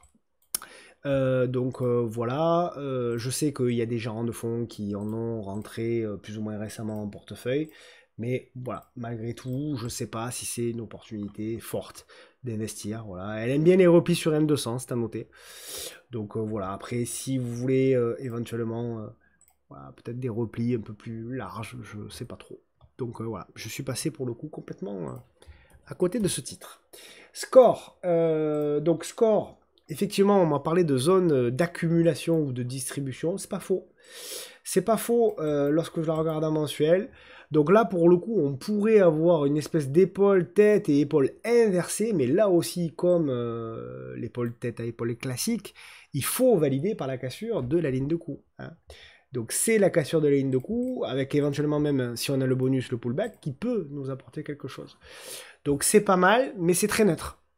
C'est très neutre. Donc c'est très neutre depuis longtemps. Donc il faut vraiment éventuellement casser tout ça. Donc est-ce que c'est une phase d'accumulation ou est-ce que c'est une phase de distribution? Ça c'est extrêmement difficile à savoir. Pour pas dire impossible de le savoir en avance. En général, vous le savez au moment effectivement des cassures. Hein. C'est là que vous avez en général la réalité. Ensuite, on a du Théon. Alors Théon, c'était un des premiers titres à suivre lorsqu'on a vu la cassure ici. Alors j'ai peut-être effacé... non, elle est là, voilà. On avait fait, souvenez-vous, la cassure. C'est à partir de là qu'on avait déclenché, on l'avait indiqué comme titre à suivre, et notamment dans cette zone-là. Et puis derrière, quel parcours. Quel parcours exceptionnel. Donc voilà, on en a même reparlé à la cassure ici. Bon, maintenant, voilà, on a eu un nouveau plus haut qui a été vendu, sorte de double top, bon, peu importe. Maintenant, est-ce que c'est une opportunité? Je ne sais pas. Je ne sais pas. Je pense qu'il faut attendre, à mon sens, quand même, des signaux un petit peu plus clairs, notamment des cassures d'obliques, notamment, voilà. Parce qu'en fait, ce qui me gêne un tout petit peu, c'est que lorsque je mets, voilà, on va la mettre en mensuel. Donc en mensuel, effectivement, là on revient sur la M10 mensuelle, donc ça se regarde, pas de problème. En revanche, n'oublions pas qu'en hebdo, vous êtes toujours baissier. D'ailleurs, regardez ce que je vous dis tout le temps, regardez les flux hebdomadaires. Voilà. Regardez à partir du moment où la moyenne mobile se met bleue, où elle est haussière, là elle est baissière, baissière, baissière, baissière, baissière, baissière, hop, regardez le parcours. Donc ça doit être votre terrain de jeu hebdomadaire. Et après, vous zoomez en unité de temps journalière pour éventuellement trouver des points d'achat. D'accord mais depuis, voilà, depuis le mois de juillet, ben, ça fait quand même 2 mois qu'on est en revanche en zone de correction. C'est vrai en hebdo, c'est vrai également bien sûr en unité de temps journalière. Donc oui, ça peut être intéressant, mais j'ai besoin d'un petit peu plus d'éléments et de signaux positifs. Pourquoi pas un premier aussi, au-dessus des... Donc d'abord casser l'oblique et éventuellement passer au-dessus des 25,70. Et là, on pourra éventuellement viser, pourquoi pas, un retour sur les plus hauts. Mais même si, ok, il commence à y avoir un ralentissement du momentum baissier, je dirais, malgré tout, je considère que c'est un petit peu tôt pour Théon. Ensuite, on a Puma. Alors, Puma, c'est en Allemagne. Donc, Puma qui a énormément baissé. C'est assez fou quand même la baisse du titre. Hein. Titre qui a abandonné quand même jusqu'à 85%, rendez-vous compte. Donc voilà, par contre, oui, en effet, on revient sur une zone qui est pas inintéressante. Hein. Pas inintéressante, donc voilà, c'est un plus haut ici, un plus haut là. Donc je sais plus qui, pardon, m'avait proposé le titre. En commentaire, certainement, il se reconnaîtra. Mais effectivement, il me disait, on est peut-être sur un niveau support, oui. Effectivement, alors après, on peut même mettre potentiellement, voilà, en support horizontal, une zone un peu large, entre voilà, les 10 et les, ouais, je dis j'exagère, mais peut-être ouais, les 12 et les 19 euros. Ouais, effectivement, vous êtes sur une première zone. Voilà, maintenant, il faut regarder en unité de temps journalière si on prépare quelque chose. Ça se regarde. Voilà, c'est pas flagrant, mais ça se regarde. Voilà, donc il faut regarder cette figure-là, où c'est qu'elle va aller. Est-ce qu'on va avoir la capacité voilà, de revenir, de congestionner et éventuellement de breaker pour là aussi éventuellement repasser au-dessus de la M200 et après relancer plus tard une tendance haussière. Ok. Pour le moment, c'est pas fait. Pour le moment, c'est pas fait du tout. Ok. Bon, ensuite, vous avez du veto. Veto Quinol. Alors, Veto Quinol. Donc, je vous la montre en mensuel, ça suffit. Largement. Donc, Veto Quinol, pour moi, on est sous le bic. Ici, il y a deux possibilités sur Veto Quinol. Soit vous avez la fameuse zone, d'ailleurs, je me suis mis une petite alerte. La fameuse zone ici. Support, support, support, support, support, support. Donc, ça devrait se situer à peu près entre les 56 € et les 63 €. Donc, en cas de repli. Sinon, vous avez également une possibilité d'achat sur Momentum, c'est-à-dire en cas de cassure à la hausse. Et là, pour moi, on pourrait avoir au-dessus des 80 €, 80,60 € pour avoir un signal. Voilà. Donc pour moi, le graphique, il est assez simple, assez clair. Idéalement, il faudrait une attaque baissière pour revenir aux alentours des 60-61 €. Voilà, Walter, j'ai pas trop changé d'avis sur Walter. Voilà, c'est toujours la zone que j'attends. Alors oui, il y a un petit marteau en formation, mais j'ai pas encore la zone que je voulais. Donc elle est plutôt là, la première zone, hein, qui pour moi est potentiellement intéressante entre les 88 et les 98. Et après, n'oublions pas là aussi qu'il peut y en avoir une deuxième zone entre les 60 et les 70 €, grosso modo, sur Walter Clear. TEP qui amorce une tentative de rebond, mais c'est évidemment très compliqué. On est toujours sur des plus bas sur Téléperformance. Voilà. Alors ce qui est un peu inquiétant, c'est qu'on a cassé effectivement la figure par le bas. On a fait le pullback. Alors elle était dans de bonnes dispositions. Je pense honnêtement que si on n'avait pas eu effectivement ce qui s'est passé notamment avec Bayrou, etc., je pense qu'elle aurait pu éventuellement breaker. Malheureusement, comme elle est faible, la moindre faiblesse potentiellement politique, etc., peut éventuellement la gêner. Voilà, il n'y a rien à faire sur Téléperformance. Là, pour le moment, on est baissier. Donc, on bloque sur la M10. Baissier à court terme. Baissier à moyen terme. Et malheureusement, baissier à long terme. Donc, voilà. Après, voilà. Est-ce que c'est un dossier qui est sous-valorisé? Pour moi, la réponse, c'est oui. Je le pense. Je pense que le marché est trop dur avec Téléperformance. Mais malgré tout... c'est difficile de prévoir le point bas, il faut à nouveau attendre pour moi un peu plus de momentum sur Téléperformance. Voilà.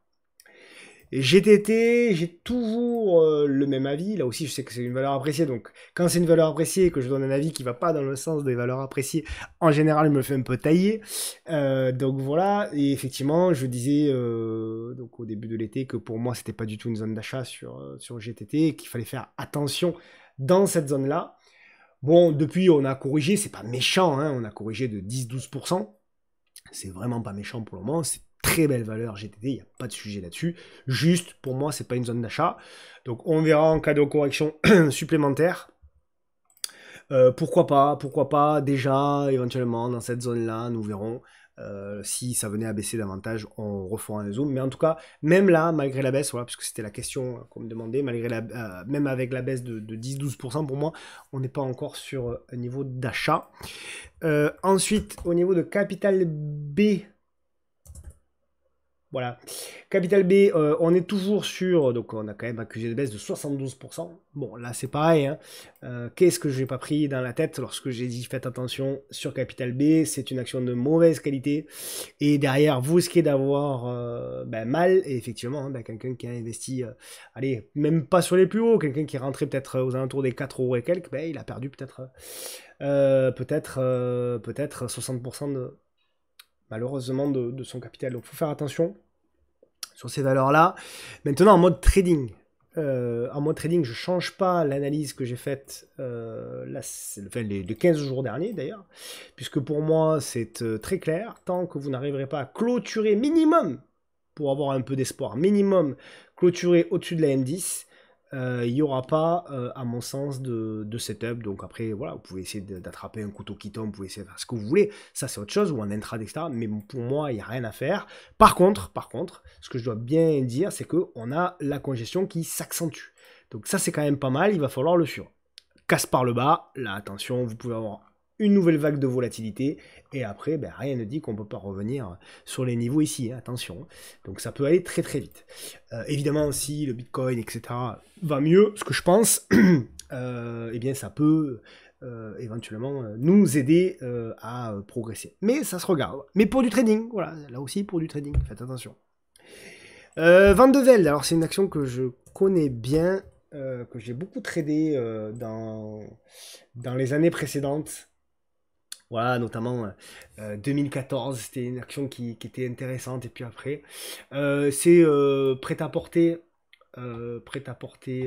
féminin. Je crois que féminin d'ailleurs. Mais c'est une boîte qui est bien gérée, plutôt bien gérée, des produits de qualité, etc. Voilà. Bon.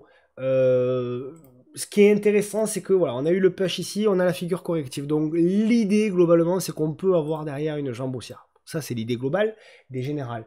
Alors, je ne sais plus si je l'avais tracé. Oui, je l'avais tracé. Ce qui était assez encourageant, est-ce qu'en mensuel, ça va... Ouais, en hebdo, ça va suffire. Ça sera plus propre, parce que comme elle est pas forcément hyper liquide, vaut mieux la mettre en graphique hebdo. Ce qui était très intéressant, c'était ça. J'avais beaucoup d'espoir sur Van de Velde il y a quelques semaines. Parce que je disais, attention, on fait la congestion, très propre. Et ce qu'on voulait, c'était, comme d'habitude, vous connaissez la chanson, c'était la cassure par le haut pour ensuite, éventuellement, aller chercher la zone des 40 balles, 40 euros, grosso modo. Et derrière, malheureusement, te figure, elle a cassé par le bas. Donc attention, parce qu'on peut avoir un repli. Éventuellement, ça peut être une belle zone pour ceux qui préfèrent acheter sur repli. Et éventuellement, ensuite, faire la vraie cassure du biseau descendant. Voilà, mais... ça, c'est des scénarios. Pour le moment, en tout cas, il n'y a pas forcément grand-chose à faire. Par contre, oui, le graphe, je le trouve plutôt intéressant. Vous avez du Euraseo qui s'est bien replié. Également, Euraseo, ça m'intéresse. Ça m'intéresse notamment voilà, à proximité de cette zone. On ne l'avait pas totalement touché. Alors, même si, voilà... ouais, si on l'avait touché, on peut dire qu'on l'avait touché quand même. Donc entre les 48 jusqu'à 51, 52, c'est quand même une zone qui est intéressante.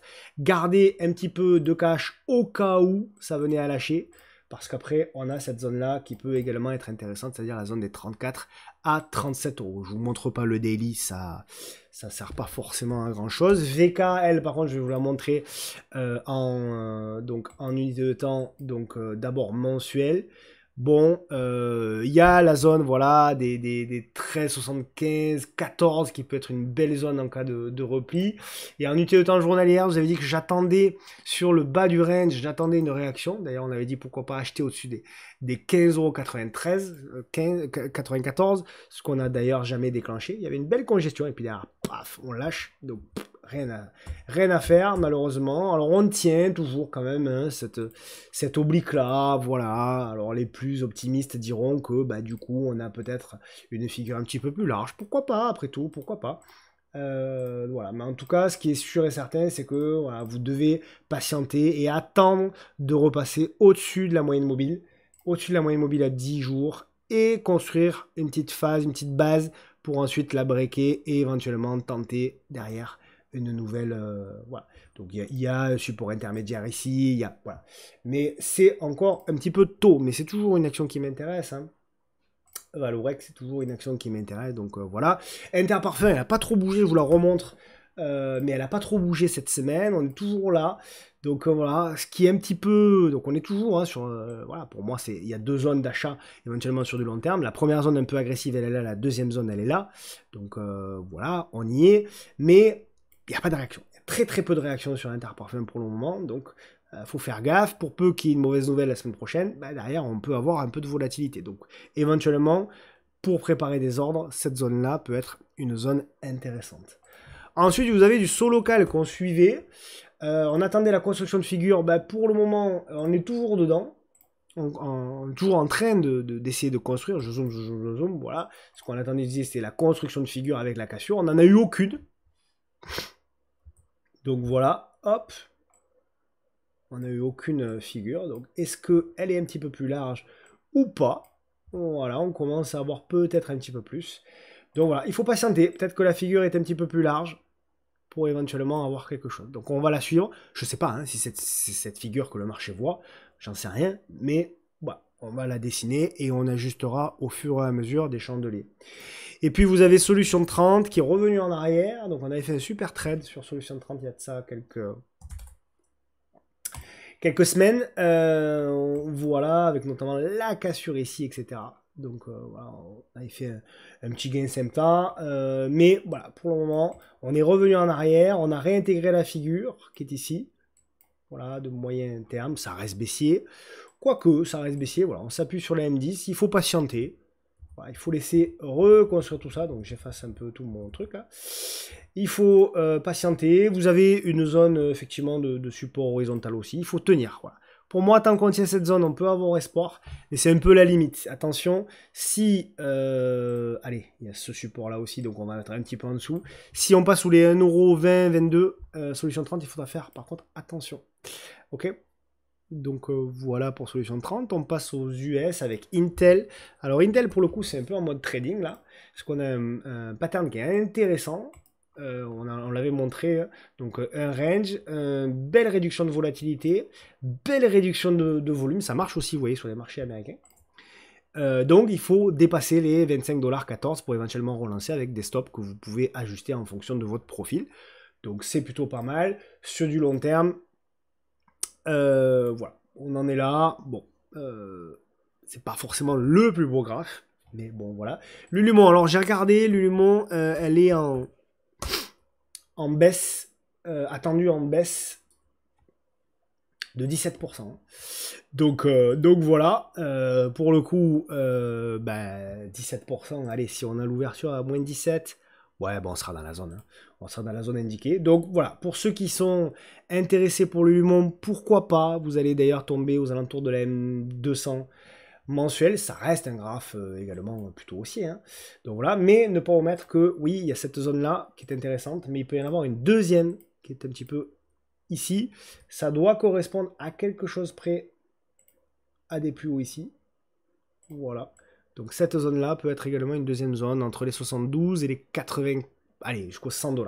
Grosso modo, peut être une belle zone. Donc faites attention au niveau de l'accumulation. Également, voilà, là et éventuellement là. Donc prévoir du renfort au cas où. Uber, on l'avait présenté dans une newsletter, on visait l'objectif des 95,60€ qui a été touché. Est-ce que c'est fini? La hausse est terminée? Pas forcément.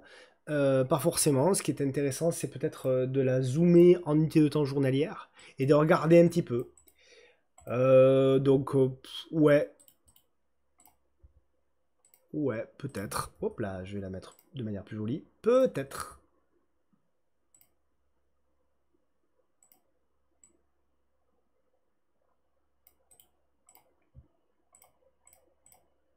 Ok. Donc, faut regarder cette figure-là. Si cette figure-là a la capacité, hop là, de nous faire une petite séance, pourquoi pas tenter quelque chose sur Uber. Donc, pas de souci. Pour le moment, rien à dire. De toute façon, tant que vous tenez, voilà, grosso modo, hein, on commence à s'inquiéter sous les 83$ pour Uber. Ensuite, vous avez du Gartner qu'on m'a proposé également. Hop là, voilà, il était en mensuel. Voilà, bon, il y a deux zones. On va revenir tester la zone des 220, donc pourquoi pas 220$. Et après, vous avez le support oblique de long terme qui peut être intéressant également. Donc voilà, pourquoi pas la zone effectivement des 140 $, 136, 140. Bon, donc voilà, mais c'est violent, hein. Regardez la violence un petit peu, c'est moins 61% en ligne droite. Ça rigole pas, hein. Ça rigole pas, disons la volatilité. Tyson Good, Tyson Food, pardon, qui est ici. Donc ouais, c'est un graphique qui est plutôt pas mal. Donc on a la M200 ici qui a fait appui ici, a fait appui là. Mais je serais peut-être un petit peu plus gourmand. On doit avoir peut-être un support oblique là. On doit avoir certes un support oblique. Mais je serais quand même peut-être un petit peu plus gourmand. Alors, si vous êtes vraiment très agressif, vous avez peut-être une zone là. Et après, donc la belle zone, elle est plutôt vers là, c'est-à-dire aux alentours des 38 jusqu'aux 44 $. Allez, du coup, si vous décidez de prendre là, soyez plus exigeant sur la seconde zone. Hein. Voilà, vous baissez un peu pour bien écarter, pour bien avoir deux prix d'achat différents. Donc, je dirais plutôt aux alentours des 36 jusqu'à 40 $. Alibaba, on en parlait la semaine dernière, qui a breaké, juste avant qu'on en parle. Donc elle a breaké, et bon, on est un peu en mode pullback là. Voilà, on parlait de la zone des 128 $ à breaker, pour sortir de cette figure-là. Donc on a breaké, pullback, et ce qu'on va attendre désormais, comme d'hab, la figure intermédiaire. Figure intermédiaire, si on a une petite congestion, achat, pour éventuellement aller chercher les plus hauts ici. On a du peloton de mon ami JB, que j'embrasse, le coach des 30 jours de sport. Donc c'est toujours pas mal. Alors le graphe est pas facile, hein, c'est pas un graphe, d'ailleurs je vais le mettre en hebdo. Le graphe est pas simple, mais oui, effectivement, c'est un graphique voilà, qui est peut-être en train de... Voilà. Alors, voilà. On a peut-être un graphique qui est en train de faire une sorte de running bottom. Donc ça se regarde. On peut également voilà, tracer peut-être cette oblique là, donc il va falloir se débarrasser de toute façon de ça pour pouvoir véritablement relancer. Mais ça se regarde, on n'y est pas encore, hein. On n'y est pas encore, mais ça se regarde. Là où ça sera vraiment pas mal, c'est si on arrive à breaker les 8,86 $. Et après, pour vraiment acter pour moi le retournement, il faudra s'installer au-dessus des 11 $. Ensuite, vous avez Google. Donc Google, je suis content parce qu'on en avait parlé dans la newsletter il y a 15 jours en disant que voilà, on visait effectivement les sommets, et quels sommets, puisque effectivement on est revenu. Donc on est pour moi dans la zone, hein. On a même un peu exagéré. Attention quand même sur Google, hein, ok. Donc on visait les plus hauts, ils ont été dépassés, il y a même une accélération que ça. Attention quand même à Google, voilà. Attention, c'est une très très belle valeur. Certes, apparemment, tout le monde dit c'est pas cher, etc. On l'avait noté d'ailleurs, hein, aussi dans la newsletter, que ça faisait pas partie des grandes capitalisations américaines qui étaient très chères. Malgré tout, je trouve que voilà, à court moyen terme, on est un peu sur un excès. Donc pour moi, acheter maintenant Google, vous pouvez subir du drawdown. Donc attention. Je passe donc aux 5 titres à suivre. Alors, je prends mes 5 titres. Donc, le premier, c'est Basic Fit. Alors, il y a un peu de tout, hein. Alors, c'est pas que des premiers de la classe. Mais il y a un peu de tout. Basic Fit, donc toujours pareil. On en avait parlé, mais je suis toujours dans la recherche de voir un petit peu que va faire cette figure-là. Vous avez en unité de temps journalière toujours la figure qui est intéressante, qui est ici. Donc voilà, et il faut éventuellement breaker tout ça, arriver à dépasser cette oblique là et relancer. Donc c'est plutôt pas mal. Ensuite vous avez leur méconnu qui s'appelle Axis. Alors c'est une toute petite valeur, faites gaffe. Voilà, ce que j'aime bien, donc c'est une valeur plutôt baissière, mais ce que j'aime bien c'est qu'on a retourné la M200. Alors j'arrive un petit peu tard, hein, pour être honnête, enfin tard, du moins on n'est pas en avance, voilà, sur tout ça. Il y a une superbe figure là. Qui a été breaké, voilà, typiquement ce qu'on recherche, réduction de volatilité, etc. On a breaké. Donc voilà, ça se surveille quand même. Tant qu'on tient cette zone-là, à partir du moment où on arrive à garder les 71 centimes, ça peut être pas mal pour aller chercher un nouveau plus haut. Donc si vous avez éventuellement des petits setups, ça se regarde. C'est une petite valeur. Ensuite, vous avez toujours ma petite Signify, Pays-Bas, qui est toujours pareil dans sa figure. Voilà. Plutôt pas mal, donc on a breaké la grande figure, on fabrique la petite, donc voilà, ça se regarde toujours, d'ailleurs elle est plutôt plutôt pas mal, plutôt forte. Donc ça se regarde. Encore une fois, regardons tout ça. Pourquoi pas en cas de franchissement des 23,48 €. Plutôt intéressant. Tiens, vous avez Valeo qui tient bien également. Valeo finalement. Alors elle est sur une oblique, de long terme. Baissière, voilà. Elle est là. Donc voilà, mais on voit, ça construit. Alors, elle est un peu erratique, hein, je vous l'accorde, Valeo, mais ça tient. Ça tient pour le moment et il va falloir breaker tout ça, et notamment dépasser ici les 10,95 € pour éventuellement relancer et arriver à s'échapper de tout ça par le haut. Et ensuite, la dernière, toujours pareil, ça fait un petit moment qu'on en parle aussi, Galapagos. Donc c'est spéculatif, hein, Galapagos bien entendu, mais voilà, la figure, je vous la remonte parce que la figure se précise un petit peu plus par rapport, on en avait parlé notamment ici, il y avait de la volatilité, etc. Et je vous disais, on attend une réduction de volatilité, une construction un petit peu plus sympa, et potentiellement c'est ce que l'on a actuellement. Donc ça, c'est plutôt pas mal à voir, notamment si on arrive à passer la zone des 28,52 €. Et puis on termine comme d'habitude avec le screener Trend Following. Et là aussi, hein, il suffit de regarder pour se rendre compte que, vous voyez, on a un CAC qui est flat aujourd'hui. Et le screener, quand vous prenez le screener, les valeurs les plus fortes, ben, elles, dans l'ensemble, alors il y a de tout, hein, il faut regarder au cas par cas, mais globalement, c'est quand même un screener qui lui est plutôt vert. C'est normal puisque ce sont les valeurs sur lesquels il y a le plus de momentum. Donc voilà, il faut essayer dans la mesure du possible, en majorité, d'aller piocher des configurations intéressantes parmi les valeurs qui ont du momentum. Et donc c'est ce que révèle ce screener qui est, encore une fois, je vous le répète, accessible sur l'espace membre, qui est accessible gratuitement sur le site lepodcastdelabourse.fr. Je vous embrasse bien fort, merci vraiment du fond du cœur pour vos soutiens énormes ces dernières semaines, ces derniers mois. Donc on bat des records évidemment en termes de nombre d'abonnés, etc. Ça a vraiment explosé ces derniers mois, donc merci beaucoup pour tout ça. Ça fait plaisir, ça récompense un travail acharné, donc merci beaucoup pour tout ça. Je vous embrasse, je vous souhaite un bon week-end, j'espère que la rentrée s'est bien passée pour vous et pour vos enfants si vous en avez, et puis on se retrouve bien entendu vendredi prochain pour une nouvelle vidéo. A plus, ciao.